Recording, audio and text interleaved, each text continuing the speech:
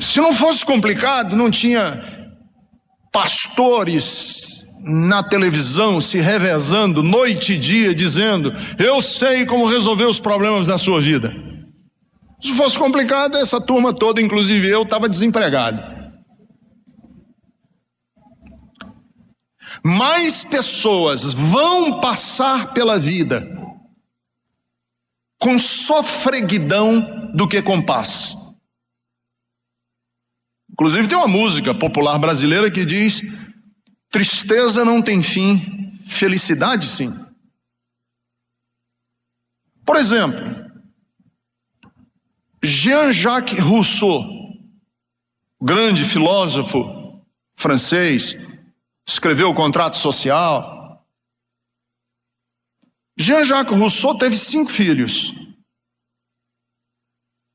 com um amante que ele tinha em Paris, e ele deu os 5 filhos para um orfanato. E teve a cara de pau de escrever um livro chamado Emílio, sobre educação de crianças. Eu conheço filhos de pastores, de atrizes. No dia em que o Michael Jackson, outro exemplo, morreu também uma atriz famosíssima que fez aquele filme As Panteras. Todo mundo sabe, hein? A ponta da língua. E foi dado permissão especial para o seu filho, que estava preso por drogas, para ir assistir o funeral da mãe. Viver não é fácil. É complicado. E você diz: quais são alguns dos problemas que nós temos para viver? São muitos. Viver não se reduz, não há mágica, não há segredo. Não existem 10 passos fáceis para vencer na vida. Não existe. Viver é complicadíssimo, é complexo.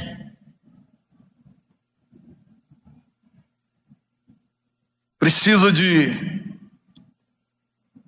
a vida inteira. E quando a gente começa a aprender a viver, aí morre. Agora que eu estou pegando o fio da meada, aí a gente já começa, aí tem Alzheimer.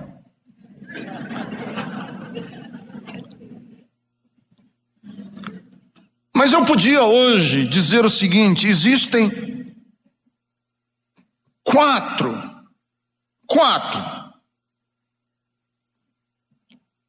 erros que nós cometemos na vida que são destrutivos para a vida. E quando eu digo 4, eu não estou sendo reducionista e simplista e dizer que são esses 4, pelo amor de Deus. Mas eu posso levantar 4 erros que são suscetíveis, todas as pessoas, que a gente muitas vezes cai neles, que a gente comete ao longo da nossa história de vida, que são destrutivos. Ser inconsequente, inconsequência.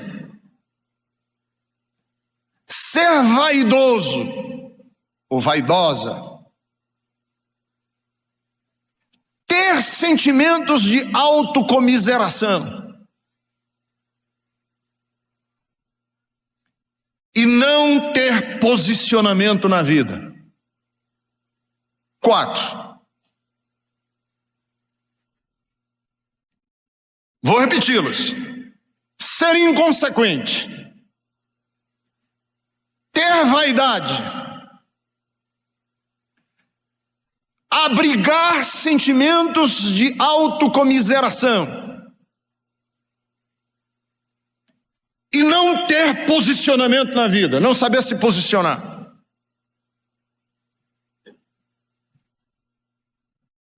E é interessante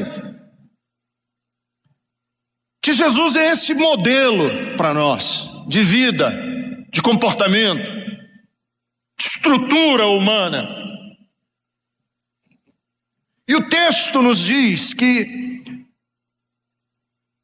e prestem atenção, que nós já estamos aqui no capítulo 7, próximos dos eventos que vão culminar com a morte de Jesus. Já existe uma antipatia. Mas é preciso eu primeiro dar uma noção, mas muito básica, muito primária de geografia de Israel.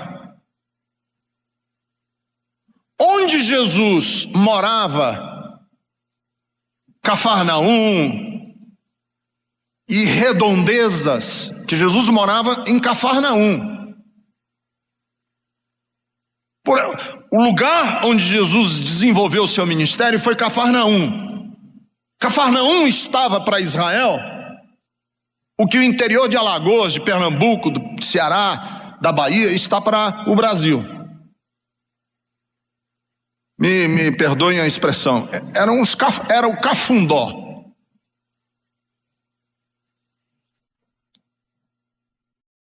Então eu posso dizer o seguinte: Jesus estava nessa região lá de Cafarnaum, cuja área chamava-se Galileia.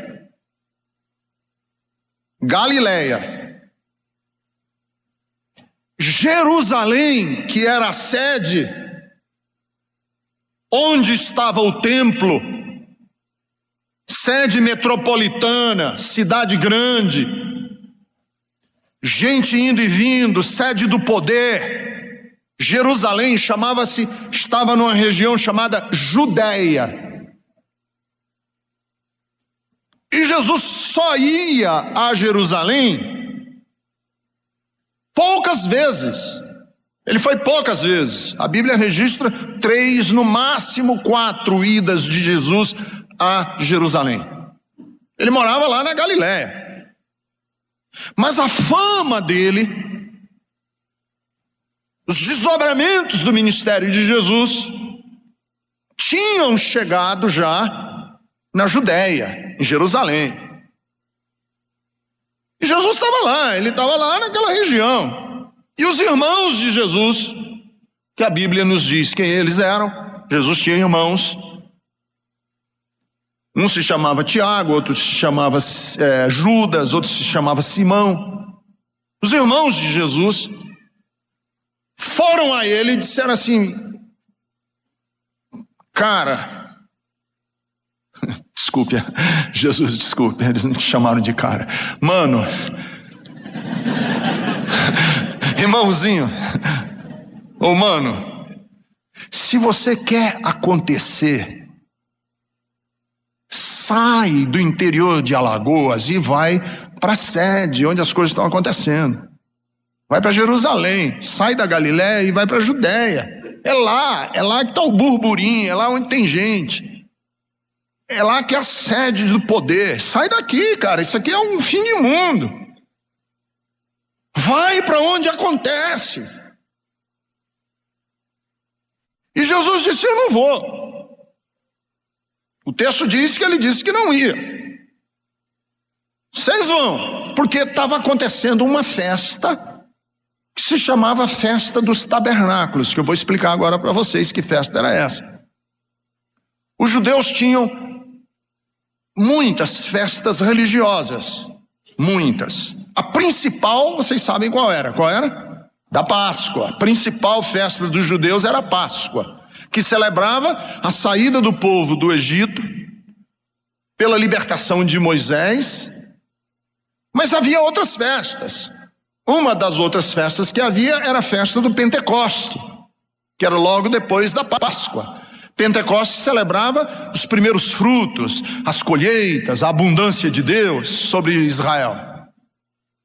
E havia a festa dos tabernáculos ou das cabanas. Por isso que eu vou explicar agora por que se chama de cabana.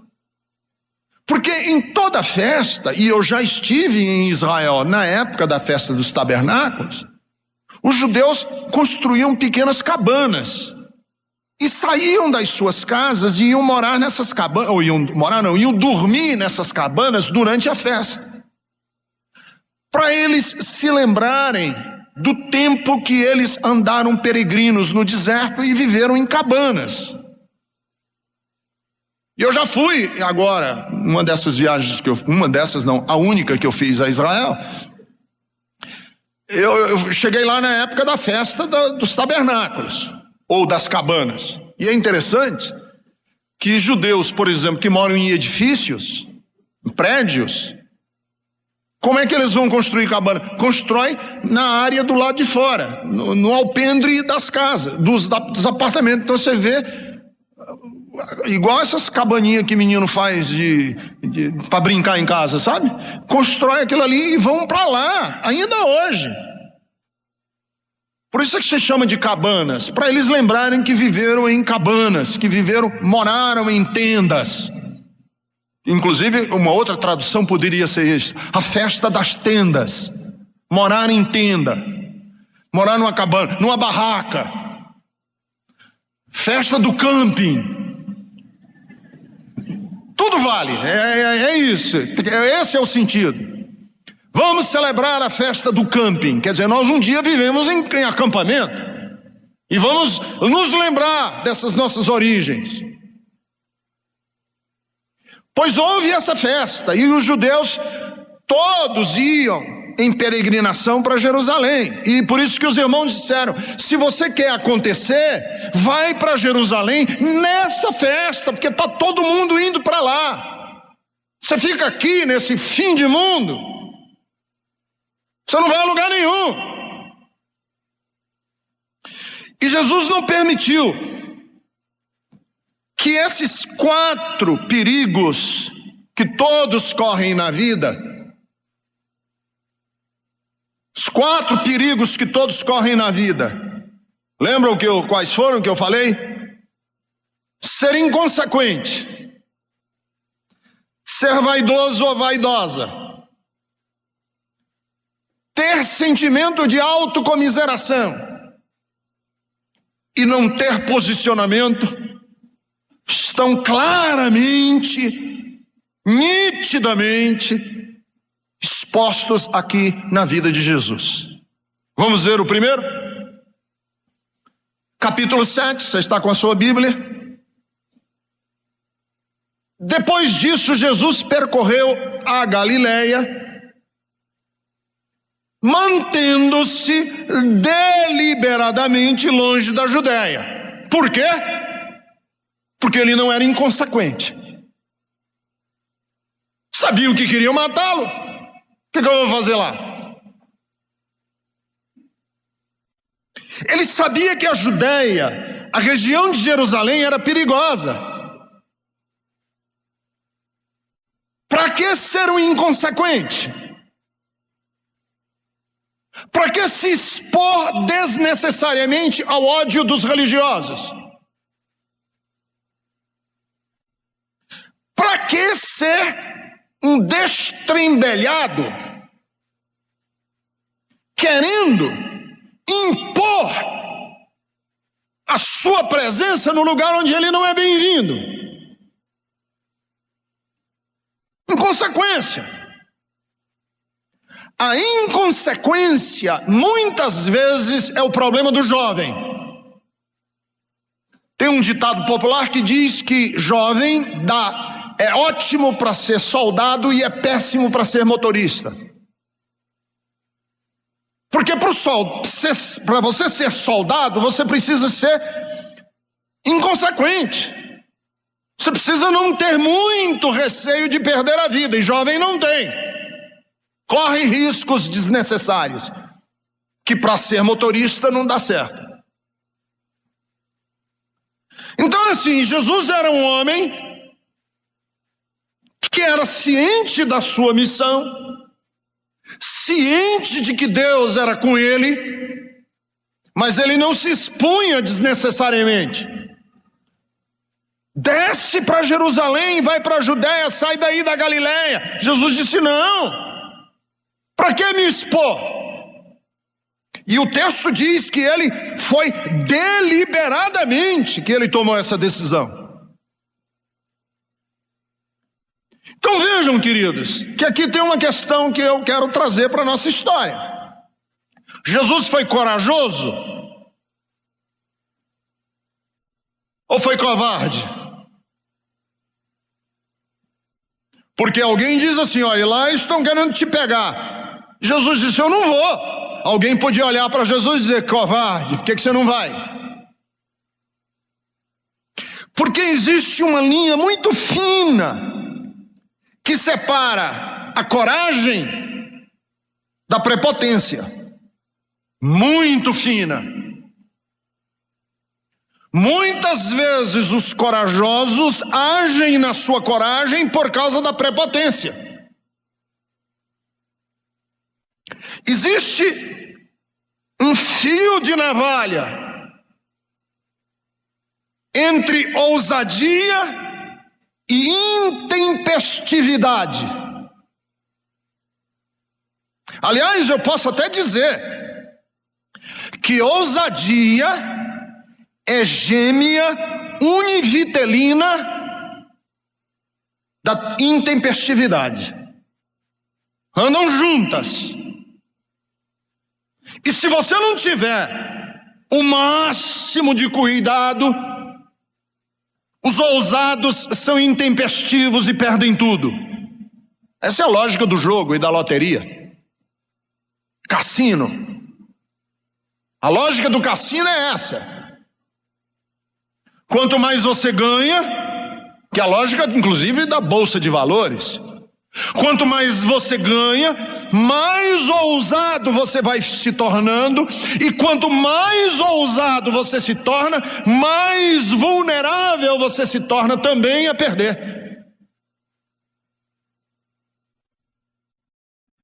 Então eu posso dizer que na história da humanidade,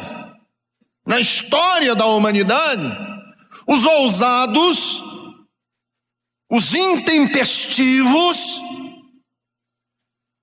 geralmente foram pessoas que acabaram inclusive se tornando tiranos, maus, ruins. Então eu digo assim, que coragem é uma virtude perigosíssima. O corajoso corre mais riscos do que o que não é muito corajoso. Que a gente está no trânsito, aí vem um motoboy daquele costurando o trânsito e fazendo mil marmotas, aí já é quase uma frase. Os meus filhos sabem isso desde que eles são pequenininhos. Que eu repito quase que automaticamente. Quando vem costurando o trânsito, eu digo assim, lá na frente morre, aí a mãe vai ficar perguntando, por que Deus fez isso com meu filho? Que não foi Deus. É que a intempestividade jogou ele na zona de risco. E isso Jesus mostrou com clareza. Seja ousado, vai, você. Jesus, a Bíblia diz que ele deliberadamente disse, não vou. Vou ficar por aqui.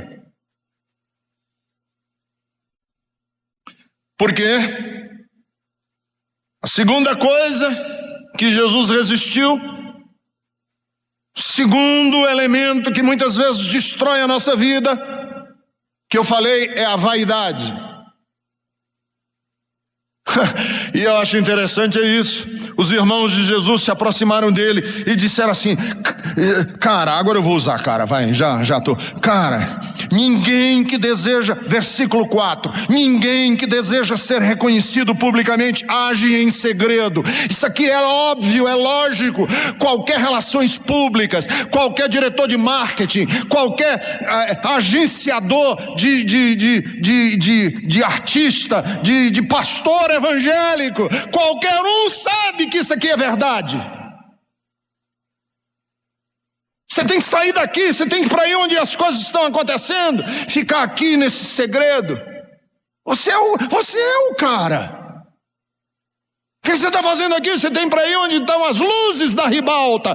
Você tem que estar na boca do povo. Você tem que ser o popular.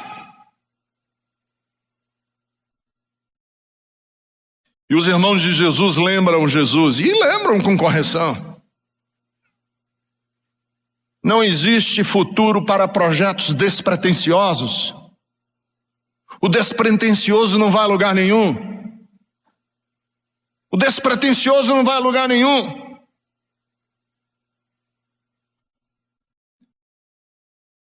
Em outras palavras, o que os irmãos estão dizendo para ele é o seguinte: assuma-se na grandeza que você é. Sai do anonimato. Vai para os lugares que vão tornar você notório. E Jesus podia mesmo ser um cara. Você sabia, se Jesus quisesse ser um cara vaidoso, besta, ele podia. Ou não? Que se alguém chegasse para Jesus e dissesse assim: ó, Jesus, você sabia que Moisés foi o cara? Moisés foi o cara. Ele um dia afundou os exércitos poderosos da nação mais poderosa do mundo. Moisés um dia fez morrer Faraó e todos os seus exércitos. Sabe o que Jesus responderia? Grande coisa. Semana passada eu fiz morrer, sabe o que? Os exércitos de Satanás, que caíram no despenhadeiro, uma legião de demônios. Grande coisa.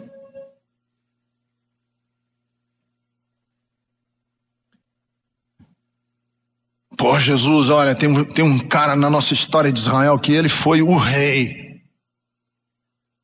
Davi, ele sim, aquele assim, agregou todas as nossas tribos, formou um reino próspero, deixou os cofres da nação panturrados de dinheiro para o filho dele, Salomão. Ele foi o rei. Jesus disse: grande coisa, porque ele construiu um reino aqui na terra e o meu será um reino eterno.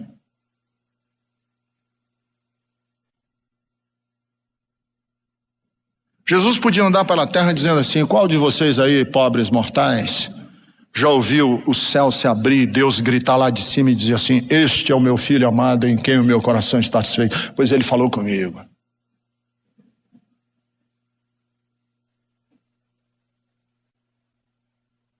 Apareça, Jesus, você é o cara, meu, rebenta, lute para ser o melhor. Não existe projeto para gente despretensiosa nesse mundo.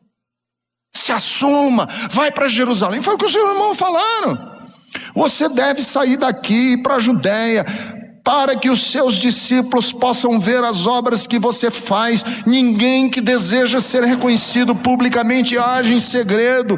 Visto que você está fazendo estas coisas, mostre-se ao mundo. Lute para ser o melhor, seja o sucesso. Alguém já me perguntou e disse: pastor, e o que é sucesso? Queridos, eu acho interessante que a gente tem uma visão tão deturpada de sucesso, né? Nós temos uma visão deturpada de sucesso. Todo mundo querendo ser bem sucedido. Mas eu ainda não vi ninguém na hora da morte lamentando que não tenha passado mais tempo no escritório do que já passou. Pô, eu devia ter me dedicado mais ao meu escritório. Nunca. Na hora da morte, as pessoas geralmente lamentam pelas relações que eles perderam na vida. Então, quando uma pessoa me pergunta e diz assim: quem é um homem bem-sucedido? Eu digo assim: você quer saber o que é um homem ou uma mulher bem-sucedido? É uma pessoa com quem você não consegue almoçar sem que ele atenda pelo menos 6 vezes aquele maldito daquele celular. Cara, as pessoas mais bem-sucedidas que eu já conheci são um porre. Eu fui também na igreja de um pastor bem-sucedido. Me pegou no aeroporto, falando no celular, fez assim, ó. Eu entrei, e ele falando no celular, e ele, bem sucedido, né? Eu, tá legal. Entramos no carro, desligou, e aí, Ricardo, chegou, tudo bem? Eu digo, tudo bem, cara. Cara, nós fomos do aeroporto à casa dele, e ele não teve 3 minutos para conversar comigo. Isso é bem-sucedido. Quer ver uma pessoa bem-sucedida na vida? Quando as oscilações da Bolsa de Tóquio, que acontecem às 11 horas da noite, porque vocês sabem, né, que Tóquio, 11 horas da noite no Brasil, é 11 horas da manhã lá. Não deixam ele dormir a noite inteira. Isso é um cara bem-sucedido. Você sabe o que é uma pessoa bem-sucedida? É quando você se compara com um amigo da sua infância, que não ganhou tanto dinheiro quanto você, e você olha para ele e diz assim, coitado, tinha tanta esperança nesse cara. E você começa a medir as pessoas pelo que elas têm e não pelo que são. Você sabe o que é uma pessoa bem-sucedida? É quando você vai para a roda dos amigos dele e todo mundo só conversa futilidade. E você se pergunta e diz assim, cara, que tipo de pessoa eu estou me transformando? E ofereceram essa possibilidade para Jesus. Seja um cara bem-sucedido. E a Bíblia diz que ele deliberadamente não quis ir. Não quis ir. Agora eu posso dizer, de verdade, sem ironia, o que é uma pessoa bem-sucedida? Deixa eu dizer o que é. Bem-sucedido é qualquer homem ou qualquer mulher que sabe lidar tanto com reconhecimento como com ingratidão. Porque na vida você vai ter reconhecimentos e ingratidões. Você sabe o que é uma pessoa bem-sucedida na vida? É uma pessoa que tem capacidade de lidar com triunfos e derrotas. Bem-sucedido é alguém que sabe lidar com reveses, com derrotas, com a mesma elegância que lida com vitórias. Sabe quem é bem-sucedido? É a pessoa que tem a capacidade de valorizar amigos, relacionamentos, que sabe ser leal, que tem bons motivos para ser leal aos seus amigos. Quem é bem-sucedido na vida é aquela pessoa que tem a capacidade de conviver com barulhos e com silêncios. E muito da nossa vida se dá na tranquilidade do dia a dia, nos espaços despretensiosos. Quando nada de excepcional nos acontece, quando não temos nada de magnífico ou de fantástico, que a única coisa que pode se dizer é que ele andou pela Galileia por um tempo. Fazendo o quê? Ninguém sabe. Não é importante. Quem é bem-sucedido na vida? Deixa eu dizer por último.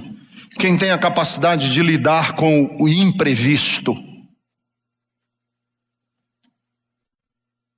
Bem-sucedido não é quem ganha dinheiro, é quem sabe lidar com os imprevistos da vida.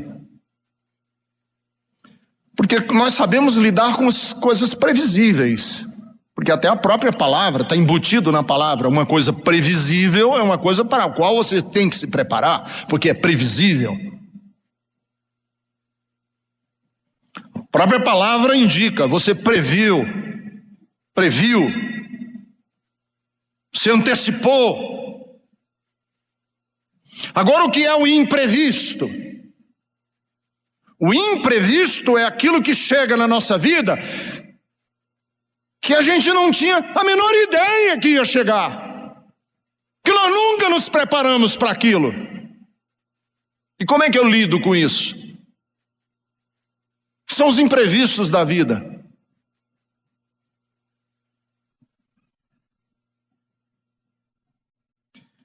E Jesus lidou muito bem com isso. Ele foi um homem muito bem-sucedido, porque ele não deixou que os conceitos de sucesso do mundo chegassem nele. Ele tinha outros. Terceiro, eu falei que eu ia dar 4, né? Eu já dei o primeiro, que foi inconsequência. intempestividade. Segundo, vaidade. Jesus não foi vaidoso, não se deixou contaminar pelas noções de sucesso que o mundo queria colocar em cima dele.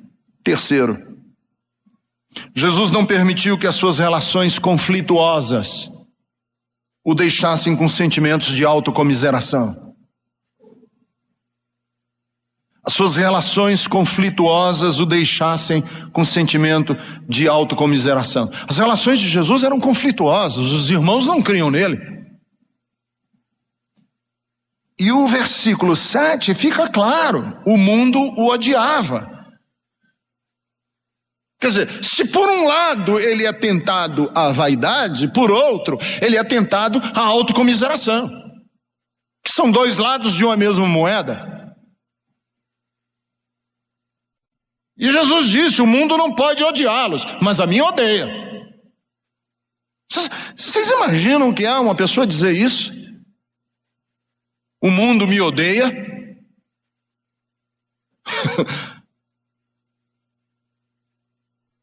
Porque é próprio dos adolescentes serem exagerados, né? Ninguém me ama.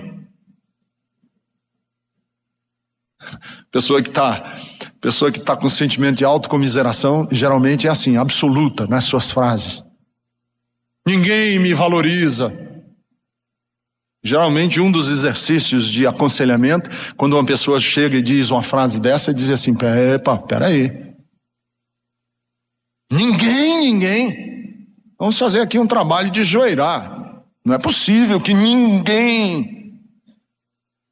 Tem que ter alguém que gosta pelo menos um picototinho de nada de você. Tem que ter, não é possível. E Jesus diz assim, o mundo me odeia. O mundo me odeia. Isso aqui é prato cheio para cair na autocomiseração. Ninguém gosta de mim. Sou rejeitável. Não sou aceitável. E isso aqui é muito próprio para pessoas que passaram por... Quer dizer, esse sentimento, ele é muito peculiar de gente que passou por grandes decepções na vida. Você já imaginou um executivo de uma empresa, 35 anos trabalhando naquela empresa, e um dia ele recebe lá, ou ele é recebido por um executivo 20 anos mais novo do que ele, rapazinho, recém-formado, chega e diz assim, o senhor não é mais necessário na nossa empresa. Passe no departamento pessoal que o senhor está despedido e pode buscar os seus direitos. Imagine como é que se sente uma pessoa dessa. Imagine como é que se sente uma mulher com 48 anos de idade, 50, que o marido diz assim, eu arranjei uma namorada, e aí a mulher diz assim, e qual a idade que ela tem? Ela tem 26. Não tem nem coragem de dizer assim, com todas as 26. E a mulher se olha no espelho e diz, eu já não presto mais e ele está me trocando por outra. Eu não digo isso brincando, que isso aqui é um duro golpe na estima da pessoa. Na estima da pessoa. E aí eu digo isso porque eu já passei por isso. Não na relação conjugal, mas na minha relação pastoral. De pessoas chegarem para mim e dizerem assim, você não serve mais como meu pastor.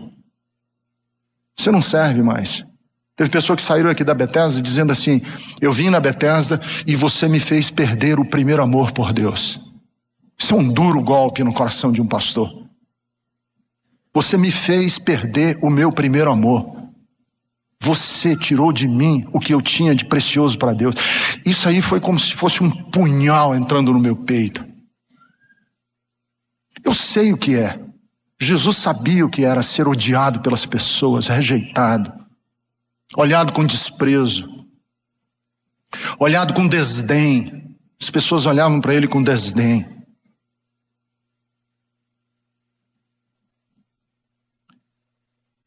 E eu estou dando exemplos, mas tem pessoas, queridos, negros, que foram motivo de chacota, de apelidos perniciosos e de piadas de mau gosto.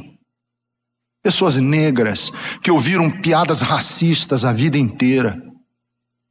Pessoas esteticamente que não são bonitas, que foram motivos de piada no colégio, que viveram como cidadãs e cidadãos de segunda classe por um mero detalhe estético, porque tinha um nariz mais torto, ou porque era meio estrábica, ou porque tinha um cabelo que não agradava à moda. Isso é um duro golpe na estima das pessoas. E ainda vai na igreja e o pastor diz assim: você é um pecador nojento que não vale nada. Como é que a pessoa se sente? Se sente o lixo do lixo, o nada do nada, o zero. Eu sou pobre, nasci num lugar pobre. Meu pai foi um homem que nunca cuidou de mim, eu nunca tive colo. Então, quando às vezes as pessoas dizem assim: pastor, eu não presto, esse sentimento de autocomiseração, eu entendo, e ele é destrutivo para a alma das pessoas, de menor valia, e que gera muitas vezes nas pessoas uma atitude servil, pequena. Mas Jesus, mesmo com essa sensação, e eu acho que aí é onde entra a mensagem do Evangelho, é que se ninguém, absolutamente ninguém gosta de você, a grande mensagem do Evangelho é: Deus ama você. Deus quer bem àqueles que a sociedade jogou na sarjeta e oferece um lugar na mesa, do lado dele, para aqueles que ninguém valorizou. E aquele que é o mais indigno de todo, ele chama de meu filho amado. Essa eu acho que é a mensagem mais linda do Evangelho. Que o mais pecador e o mais miserável de todos foi alvo da graça e do amor de Deus. E é essa a mensagem de Jesus. Pode ser que o mundo todo me odeia, mas Deus me ama e isso já é suficiente. E por último, eu coloquei para vocês que eram os 4 elementos que eu ia levantar hoje, catalogar. Primeiro, intempestividade, inconsequência, vaidade, autocomiseração e falta de posicionamento. Porque o texto diz que Jesus foi, ele disse que não ia, mas foi. E quando ele chega em Jerusalém, ele se nota, ele percebe, ele sabe que ele é o pomo da discórdia, que ele é motivo de fuxico, de boataria, de rumores, de disse-me-disse. Cadê ele? Cadê ele? E a multidão, havia boatos a respeito dele. Uns diziam: ele é um homem bom. Outros diziam: não, ele não presta. E aquela comoção de gente falando de Jesus aqui, falando acolá. E uma das coisas que eu acho que Jesus tinha que se assumir é que ele era controverso. Ele era controverso. Onde ele chegava, dividia-se o ambiente. Um dizia uma coisa, outro dizia. Aliás, ele ainda é. Ainda é. À menção de Jesus, opiniões divergem. Partidos racham. Igrejas se dividem. O nome de Jesus causa ainda furor. Suscita opiniões as mais diversas. E, de novo, essa coisa de ser controverso é complicada. Porque Jesus nunca tentou ser politicamente correto. Jesus nunca tentou ser bonzinho com todo mundo. Ele era quem ele era. Ele não tentava ganhar simpatias. Não queria manter-se no cargo. Não queria perder o fio cortante da sua palavra. Jesus decididamente não era murista. Você sabe de uma coisa que eu cheguei à conclusão estudando esse texto? Jesus jamais se candidataria a qualquer cargo político no Brasil. Jesus jamais seria candidato a nada no Brasil. Por quê, pastor? Porque para ser político no Brasil você tem que jogar fora os seus escrúpulos. Tem que morder a língua. Por isso é que eu acho que parece que quanto mais com a língua presa o político for no Brasil, mais bem sucedido ele é. Língua e rabo presos, os dois. Porque aqui tem que negociar. Você tem que beijar a mão de corrupto. Tem que abraçar desafetos políticos. Você não pode se posicionar. Essa semana mesmo nós vimos um senador nosso dizer em caráter irrevogável. E no dia seguinte engoliu as palavras, botou o rabinho entre as pernas, e o irrevogável significou o quê? Sim, senhor. Sim, senhor. Isso se chama lambibotas, carreirista, amorfo. E cá entre nós, queridos,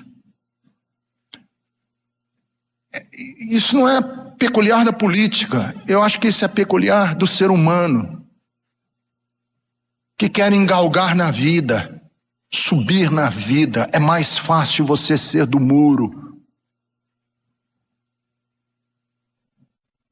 Está de bem com todos, negocia colar aqui, negocia colar, não se posiciona sobre nada na vida, não tem uma palavra sim, sim, não, não, porque o que passar disso vem do maligno. Sim, sim, não, não. Tinha uma senhora lá no Ceará que era muito amiga nossa, que ela dizia assim: pastor, às vezes eu penso que, sei lá, brincando, ela fazia isso brincando, às vezes eu penso que, sei lá. Jesus não era assim. Ele falava, público rachava, gente ia embora, mas ele era íntegro consigo mesmo. Ele não era um oportunista, um carreirista, um pelego. Jesus não era pelego da religião. Conta-se que David Hume, famoso inglês, filósofo, ateu, caminhava um dia, dizem que isso é uma história verídica, que David Hume ia por uma das ruas de Londres caminhando apressado, e alguém aproximou-se de David Hume e disse: aonde você vai? Ele disse: eu vou ouvir hoje o pregador George Whitefield, grande pregador metodista que empolgou o mundo nos seus dias. Onde você vai? Vou ouvir George Whitefield. E a pessoa retrucou: mas você não crê em nada do que ele prega. E David Hume teria respondido: mas ele crê. Em outras palavras, eu não creio, mas ele crê.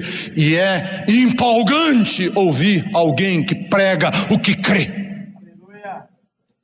O que crê, não é um cínico. Vou ouvi-lo porque ele prega o que crê.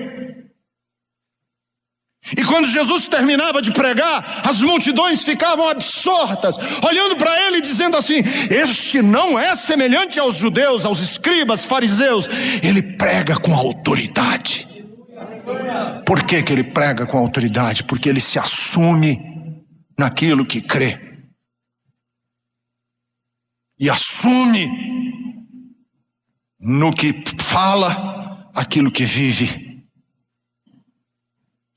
Eu acho que um dos grandes problemas nossos hoje é que quando a gente ouve os cristãos modernos falarem, nós ficamos com uma pontinha de dúvida se eles realmente creem naquilo que eles dizem